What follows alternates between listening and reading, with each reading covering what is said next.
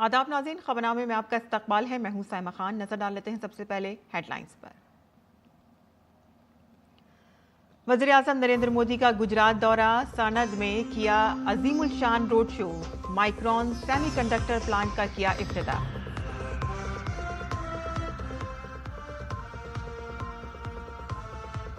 वज़ीर आज़म नरेंद्र मोदी ने अजमेर से मुल्कगीर HPV वैक्सीनेशन मुहिम का किया आगाज, राजस्थान को दिया 16,680 करोड़ रुपए के तरक्याती प्रोजेक्टों का तोहफा।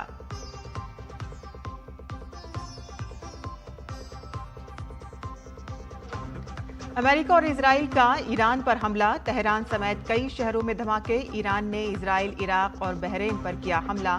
हिंदुस्तानी सिफारत खाने ने हिंदुस्तानी शहरियों को एहतियात बरतने का दिया मशवरा और एडवाइजरी की जारी।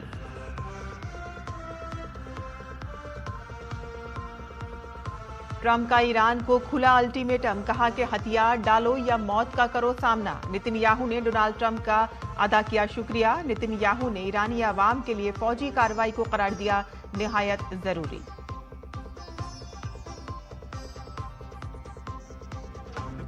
मगरबी बंगाल में SIR के बाद जिलावार वोटर लिस्ट की इशाअत शुरू। इलेक्शन कमीशन ने वोटर्स को 3 जुमरे में किया तकसीम। अब वेबसाइट पर चेक कर सकते हैं अपना नाम।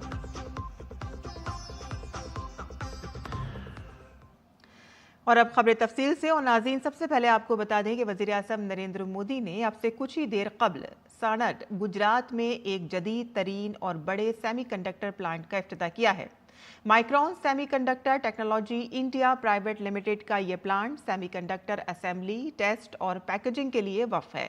ये सेमीकंडक्टर वैल्यू चेन में हिंदुस्तान के मजबूत किरदार को यकीनी बनाने और तकनीकी खुद इन्हिसारी हासिल करने की सिमत एक बड़ा कदम है। इस प्रोजेक्ट का संग बुनियाद सितंबर 2023 में रखा गया था और ये इंडिया सेमीकंडक्टर मिशन के तहत मंजूर होने वाली पहली तजवीज़ थी। इस प्लांट को AI और हाई परफॉर्मेंस कंप्यूटिंग में तेज तरक्की के बाइस मेमोरी और स्टोरेज सॉल्यूशंस की बढ़ती हुई आलमी मांग को पूरा करने के लिए डिजाइन किया गया है।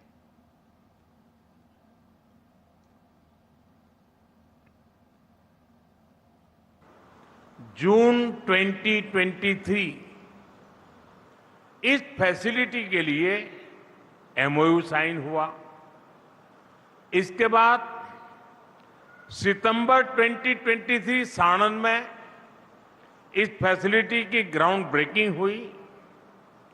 फिर फरवरी 2024 यहां पायलट फैसिलिटी में मशीनें लगने लगी और आज फरवरी 2026 में इस फैसिलिटी में कमर्शियल प्रोडक्शन भी शुरू हो गया। साथियों, जो भी इस सेक्टर को देखते हैं, समझते हैं, वो इस स्पीड के मायने जान सकते हैं।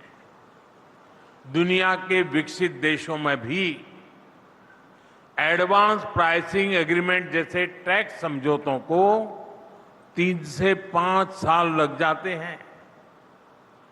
ये बहुत कॉम्प्लिकेटेड प्रोसेस होती है, लेकिन भारत ने कुछ ही महीनों में इसको क्लियर कर दिया। जब नीयत साफ हो, निष्ठा देश के तेज विकास के प्रति हो, तब नीति भी स्पष्ट बनती है और निर्णयों में भी गति आ ही जाती है।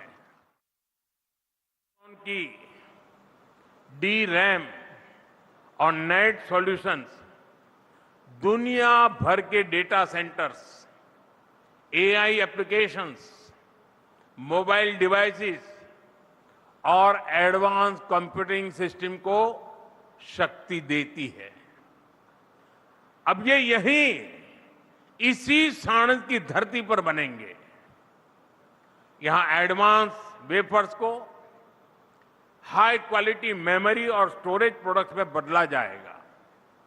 इस प्लांट में अभी सैकड़ों लोगों को रोजगार मिला है। आने वाले समय में इसमें और अधिक विस्तार होगा। साथियों, यहां आप जो क्लीन रूम स्पेस बना रहे हैं, वो दुनिया के सबसे बड़े एटीएमपी क्लीन रूम में से एक होने जा रहा है। वज़ीर-ए-आज़म नरेंद्र मोदी का गुजरात पहुंचने पर शानदार इस्तकबाल किया गया। सानत में उनके इस्तकबाल के लिए एक बड़ी भीड़ जमा थी। लोगों ने उनके काफिले पर फूलों की पत्तियां निछावर की।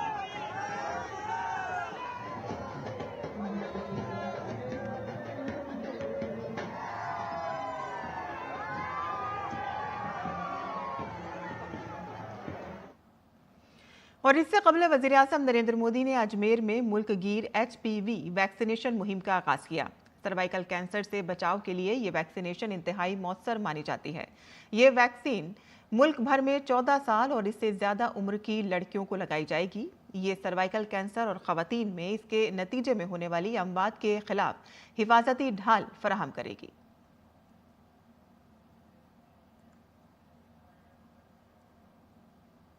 जहां अजमेर से HPV वैक्सीनेशन अभियान शुरू हुआ है, ये अभियान देश की नारी शक्ति को सशक्त करने की दिशा में अहम कदम है। साथियों, हम सब जानते हैं कि परिवार में जब मां बीमार होती है तो घर बिखर सा जाता है। अगर मां स्वस्थ है तो परिवार हर संकट का सामना करने में सक्षम रहता है। वज़ीर-ए-आज़म ने इसी अजमेर में 16,680 करोड़ रुपए से ज्यादा मालियत के मुतादिद तरक्याती मंसूबों का आगाज किया और कई तामीराती प्रोजेक्ट्स का संग बुनियाद रखा, जिसमें कौमी शाहराह के कई मंसूबे शामिल हैं। उन्होंने बांदी कुई ता Jaipur 4 lane greenfield express way का संग बुनियाद रखा। जोधपुर शहर में 4 लेन एलिवेटेड रोड और 12 जिले में मालब मोरी मंगरौल स्टेट हाईवे का संग बुनियाद रखा। उन्होंने दिल्ली वडोदरा एक्सप्रेस वे के 6 लेन वाले अमृतसर जामनगर कॉरिडोर पैकेज 7 और पैकेज 14 का भी इफ्तिताह किया।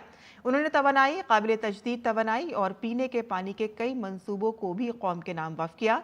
और इस मौके पर वज़ीर-ए-आज़म ने कहा कि कनेक्टिविटी मुल्क में तरक्की और सरमायाकारी के मौके फराहम करते हैं। हमारी सरकार राजस्थान में आधुनिक कनेक्टिविटी पर बहुत बल दे रही है।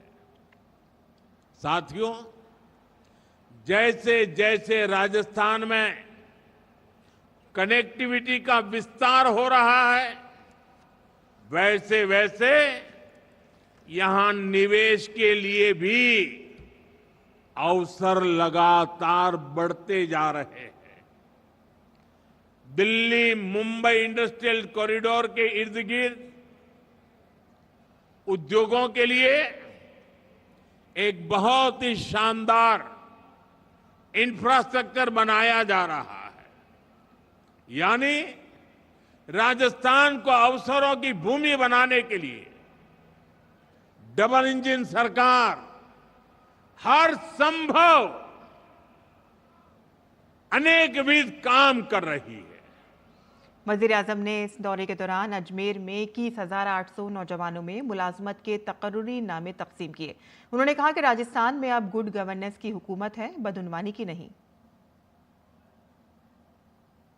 की डबल इंजन सरकार लगातार युवा शक्ति को सशक्त कर रही है। 2 साल पहले तक राजस्थान से भर्तियों में भ्रष्टाचार और पेपर लीक की ही खबरें चमकती रहती थी, आती रहती थी। अब राजस्थान में पेपर लीक पर लगाम लगी है, दोषियों पर सख्त कार्रवाई हो रही है। आज यहां इसी मंच से राजस्थान के 21,000 से अधिक युवाओं को नियुक्ति पत्र भी सौंपे गए हैं। ये बहुत बड़ा बदलाव आया है। वज़ीर-ए-आज़म ने अजमेर में एक बार फिर से कांग्रेस पर शदीद तनकीद की। उन्होंने एआई समिट के दौरान यूथ कांग्रेस कारकुनों के मुजाहिरे को शर्मनाक करार दिया। उन्होंने कहा कि कांग्रेस अब मुस्लिम लीग कांग्रेस बन चुकी है। दुनिया भर के मेहमानों के सामने कांग्रेस ने देश को बदनाम करने की कोशिश की। इन्होंने विदेशी मेहमानों के सामने देश को बेइज्जत करने के लिए पूरा ड्रामा किया। आज वो आईएनसी के बजाय एमएमसी बन गई है। एमएमसी यानी मुस्लिम लीगी माओवादी कांग्रेस हो चुकी है। मगरबी एशिया में कशीदगी एक बार फिर से उरूज पर पहुंच गई है। ईरान पर एक बड़े इजरायली हमले की इत्तला के दरमियान दारुल हुकूमत तेहरान में कई मकामात पर जोरदार धमाकों की आवाज़ें सुनी गईं। मुख्तलिफ इलाकों में धुएं के बादल उठते देखे गए, जिससे सूरत हाल की संगीनी का अंदाज़ा लगाया जा सकता है। इजराइल के वज़ीर दिफा ने मुल्क भर में फौरी तौर पर खुसूसी इमरजेंसी का ऐलान कर दिया है। सिक्योरिटी एजेंसियों और होम फ्रंट कमांड को हाई अलर्ट पर रखा गया है। एहतियात के तौर पर मुल्क में उतरने वाली तमाम परवाज़ों का रुख मोड़ दिया गया है और कई बैनुल-अक़वामी परवाज़ों को यूनान और कब्रस के हवाई अड्डों की तरफ मोड़ दिया गया है। इजराइल में हजारों हिंदुस्तानी शहरी, तलबा और कारकुन मौजूद हैं। सूरत हाल की रोशनी में हिंदुस्तानी सिफारतखाने ने एक एडवाइजरी जारी करते हुए चौकस रहने को कहा है। एडवाइजरी में लोगों पर जोर दिया गया है कि वो गैर ज़रूरी सफ़र से गुरेज करें, मकामी हिफाजती हिदायत पर अमल करें और महफूज मकामात के बारे में बाखबर रहें।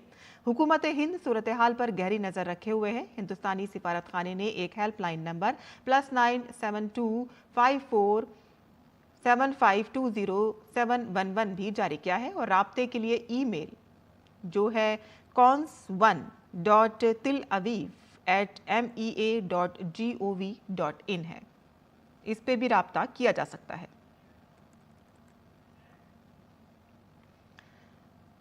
और ईरान के 30 अहदाफ पर इजराइल और अमेरिकी हमलों के बाद कतर में हिंदुस्तानी सिफारतखाने ने एक एडवाइजरी जारी करते हुए अपने शहरियों को चौकन्ना रहने को कहा है और किसी भी मदद के ख्वाहिशमंद हिंदुस्तानी शहरियों के लिए एक हेल्पलाइन नंबर भी जारी किया गया है। हिंदुस्तानी सिफारतखाने ने सोशल मीडिया प्लेटफॉर्म एक्स पर एडवाइजरी शेयर करते हुए लिखा है कि इलाकाई सूरत हाल के पेश नज़र कतर में मुकीम तमाम हिंदुस्तानी शहरियों को मशवरा दिया जाता है कि वो मुनासिब एहतियात बरतें और सिफारत खाने और मकामी हुक्काम की तरफ से वक्तन फ़वक्तन जारी करदा खबरों और मशवरे पर अमल करें। कतर में सिफारत खाना मामूल के मुताबिक काम कर रहा है।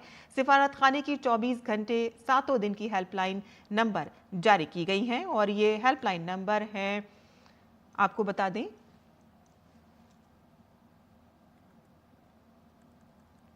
और एक ईमेल भी जारी किया गया है जिसमें cons.doha@mea.gov.in पर ईमेल करें।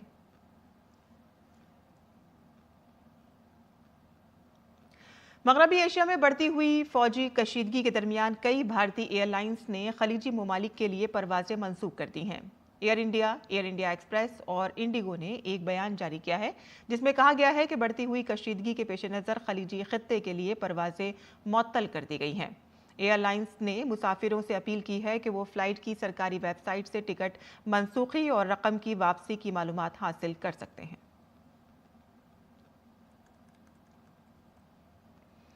मगरबी एशिया में बढ़ती हुई कशीदगी के दरमियान कतर, कुवैत और मुत्तहदा अरब अमारात ने अपनी फ़िज़ाई हदूद को मुकम्मल तौर पर बंद कर दिया है। हुक्काम ने यह कदम सिक्योरिटी वजूहात की बिना पर उठाया है, जबकि खित्ते में कई मकामात से धमाकों की इत्तला आ रही हैं। मुत्तहदा अरब अमारात के दारुल हुकूमत अबू ज़हबी से भी ज़ोरदार धमाके की इत्तला मिली है। कुवैत में कई मकामात पर इसी तरह के धमाकों की आवाज़ें सुनी गई हैं। मुल्क भर में सायरन बजाए गए हैं और शहरियों को घरों के अंदर रहने का मशवरा दिया गया है। कुवैती हुकूमत ने हंगामी इजलास बुलाया है और अपनी फौज को हाई अलर्ट कर दिया है। बहरीन ने बाज़ाब्ता तौर पर तस्दीक की है कि अमेरिकी बहरिया के के 5वें फ्लीट के हेडक्वार्टर को मिसाइल हमले से निशाना बनाया गया है। बहरीन में इस हेडक्वार्टर पर हमला इलाकाई तनाज़े को मजीद भड़का सकता है।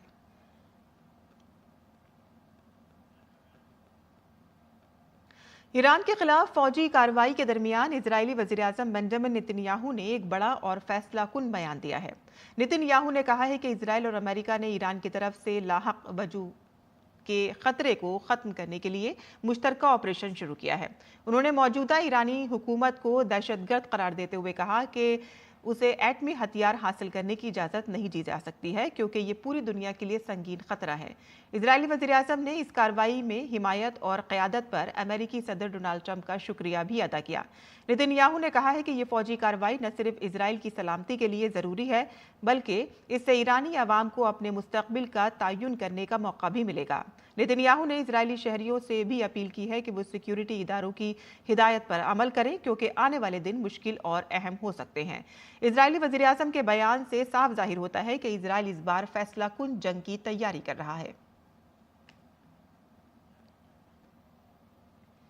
इजराइल और अमेरिका ने ईरान के खिलाफ फौजी कार्रवाई का ऐलान कर दिया है। इजराइल के वजीर दिफा ने खुद इस कार्रवाई की तस्दीक की है। अमेरिकी सदर डोनाल्ड ट्रंप ने अमेरिका की जानिब से किए गए इस फौजी इकदाम के बारे में मालूमात शेयर करते हुए कहा कि अमेरिका ने ईरान में बड़े पैमाने पर फौजी ऑपरेशन शुरू किया है, जिसका मकसद ईरानी हुकूमत से खत्ते को खत्म करके अमेरिकी अवाम की हिफाजत करना है। उन्होंने ये भी कहा है कि अमेरिका और इजराइल ने ईरान को उसके लिए जौहरी और बैलिस्टिक मिसाइल प्रोग्राम के बारे में खबरदार किया है और ये कार्रवाई इन खदशात का जवाब है।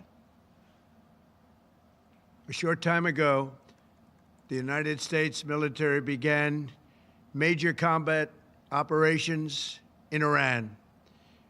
Our objective is to defend the American people by eliminating imminent threats from the Iranian regime, a vicious group of very hard, terrible people. Its menacing activities directly endanger the United States, our troops, our bases overseas, and our allies throughout the world. और इसके अलावा अमेरिकी सदर Donald Trump ने Iran की जौहरी कार्रवाइयों पर बात करते हुए कहा कि ईरान की प्रॉक्सी हमास ने 7 अक्टूबर को इजराइल पर हमला किया, जिसमें 46 अमेरिकियों समेत 1000 से ज्यादा लोग मारे गए थे। ईरान को दहशतगर्दी का सबसे बड़ा स्पॉन्सर करार देते हुए अमेरिकी सदर ने कहा कि अमेरिका की ये पॉलिसी रही है कि ये दहशतगर्द हुकूमत कभी भी जौहरी हथियार हासिल न करे। It was Iran's proxy, Hamas, that launched the monstrous October 7th attacks on Israel, slaughtering more than 1,000 innocent people, including 46 Americans, while taking 12 of our citizens hostage. It was brutal, something like the world has never seen before. Iran is the world's #1 state sponsor of terror, and just recently killed tens of thousands of its own citizens on the street as they protested. It has always been the policy of the United States, in particular my administration, that this terrorist regime can never have a nuclear weapon. I'll say it again, they can never have a nuclear weapon. और अमेरिकी सदर Donald Trump ने Iran की सिपा पासदाराने इनकलाब इस्लामी और दीगर फौजी दस्तों को खबरदार किया है कि वो अपने हथियार फेंक दें और मुकम्मल आम माफी का फायदा उठाएं, वरना यकीनी मौत का सामना करना पड़ेगा। ट्रंप ने मजीद कहा कि उनकी इंतजामिया अमेरिकी एहलकारों को दरपेश खतरात को कम करने के लिए हर मुमकिन इकदाम कर रही है। Iran does not obtain a nuclear weapon. My administration has taken every possible step to minimize the risk to U.S. personnel in the region. But we're doing this not for now. We're doing this for the future, and it is a noble mission. To the members of the Islamic Revolutionary Guard, the armed forces, and all of the police, I say tonight that you must lay down your weapons and have complete immunity, or in the alternative, face certain death. So, lay down your arms, you will be treated fairly with total immunity, or you will face certain death. मजीद खबरों की जानिब रुख करते हैं, जहां मगरबी बंगाल में जिलावार SIR की फहरिस्त शाया होना शुरू हो गई है। बूथ्स पर लिस्ट चिस्पा करने का काम शुरू कर दिया गया है। हतमी वोटर लिस्ट वेबसाइट पर दस्तयाब की जा रही है। सुप्रीम कोर्ट की हिदायत पर मगरबी बंगाल में हतमी SIR वोटर लिस्ट जारी की जा रही है। इलेक्शन कमीशन की वेबसाइट के अलावा आम वोटर भी ऐप पर मौजूद फहरिस्त में अपना नाम चेक कर सकते हैं। चीफ इलेक्टोरल ऑफिसर ने कहा है कि इन तमाम 7,08,16,630 लोगों के नाम और तस्वीरें जिनके नाम ड्राफ्ट लिस्ट में थे, हतमी फहरिस्त में होंगे। वोटर लिस्ट को 3 हिस्सों में तकसीम किया गया है, जिसमें पहली कैटेगरी अप्रूव्ड की होगी, यानी कि जिनके वोट कंफर्म होंगे, और जबकि दूसरी कैटेगरी अंडर जुडिक्शन की होगी। तकरीबन 60,06,75 नाम ऐसे हैं जिन पर अदालती कार्रवाई जारी है और उनके नामों और तस्वीरों के ऊपर अंडर जुडिक्शन लिखा होगा। मुर्शिदाबाद अंडर जुडिक्शन फहरिस्त में सरे फहरिस्त है और वहीं तीसरी कैटेगरी डिलीटेड की होगी, और इस कैटेगरी में वो लोग शामिल होंगे जो समाअत में नहीं पहुंचे या दस्तावेजात जमा नहीं कर सके, और उनके नामों पर डिलीटेड की मोहर लगाई जाएगी। गुज़िश्ता दिनों हाल ही में दिल्ली में खत्म हुई AI इम्पैक्ट समिट 2026, जिसकी मेजबानी भारत ने की थी, उसको आलमी सतह पर जबरदस्त हिमायत हासिल हुई है। ताहम कांग्रेस कारकुनों ने समिट में एहतजाज करके मुल्क की छवि को दागदार किया, जिसके जवाब में गौरव भाटिया ने जवाबी प्रेस कॉन्फ्रेंस मुनक्किद की, जिसमें उन्होंने राहुल गांधी, साबिक वजीर आजम राजीव गांधी को घेरते हुए उन्हें कॉम्प्रोमाइज्ड किंग करार दिया और राजीव गांधी को सिखों के कत्लेआम और भोपाल गैस सानेहा का जिम्मेदार ठहराया। कॉम्प्रोमाइज्ड PM कौन लिख रहा है? जो नकली गैंडी परिवार खुद पीढ़ी दर पीढ़ी कॉम्प्रोमाइज रहा है। यह कहना गलत नहीं है, शोर मचाता जिसका लाल है, शोर मचाता जिसका लाल है, भारत बोले उसी का बाप सबसे बड़ा दलाल है। यह तस्वीर चल रही है पूरे भारत में, द कॉम्प्रोमाइज्ड किंग।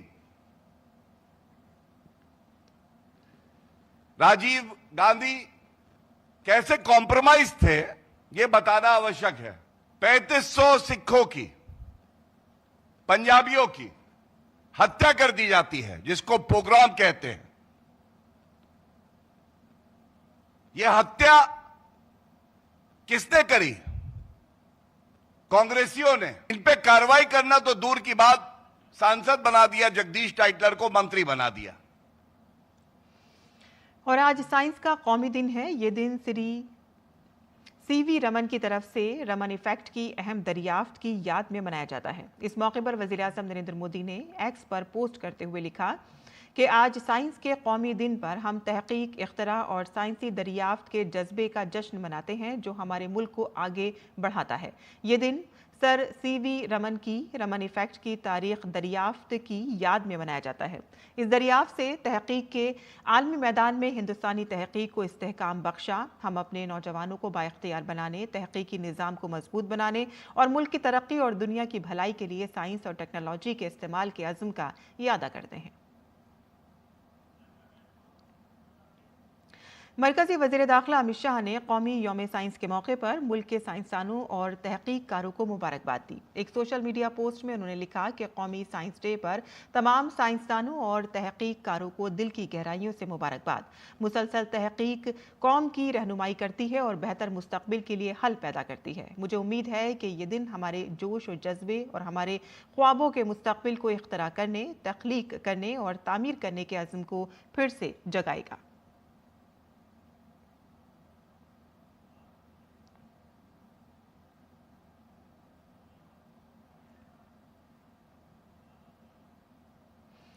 और खेल की खबरों की बात करें तो T20 वर्ल्ड कप में आज पाकिस्तान का मुकाबला मेजबान श्रीलंका से होगा। सेमीफाइनल में पहुंचने की अपनी उम्मीद को जिंदा रखने के लिए पाकिस्तान को यह मैच को बड़े फर्क के साथ जीतना होगा। दरअसल श्रीलंका का इरादा सुपर 8 के मायूस कुन मुजाहरे से निकलकर बाइज्जत तौर पर टूर्नामेंट से बाहर निकलना होगा। और इसी के साथ ही हमारा खबरनामा यहीं खत्म होता है। हमारी पूरी टीम को इजाजत दें। आदाब।